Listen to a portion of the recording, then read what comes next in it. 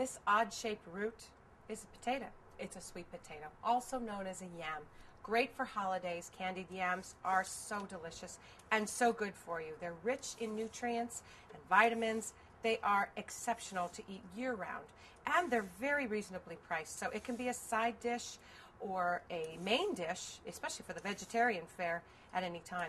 A little later, I'm going to show you how to roast these, and they are so easy to do, and they're a real time saver if you can do a few at the same time.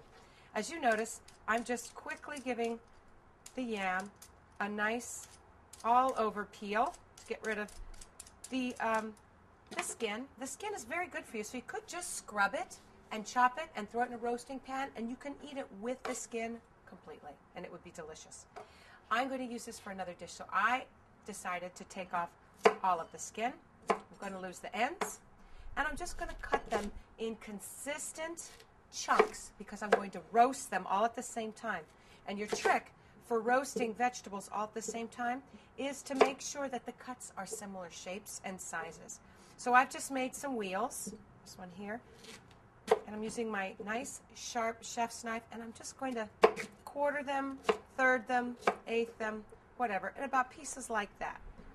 I'm going to have my baking pan handy because that's a great time saver. Rather than go around and putting them in a side bowl or whatnot, have the baking dish that you're going to actually cook them in standing by handy. It's a great time saver. And as we all know, I love to save time, and I like to minimize mess. You've noticed that I've used this mulching bin next to me for a lot of my scraps. I recommend that you start doing the same thing around your home because, as you can see, even just with these few shows that I've been working with you today, you can see that I've generated a lot of waste that would normally go in the trash. Instead, now I've created mulch, which will help grow more fruits and vegetables for the future. Beautiful baked yams to come.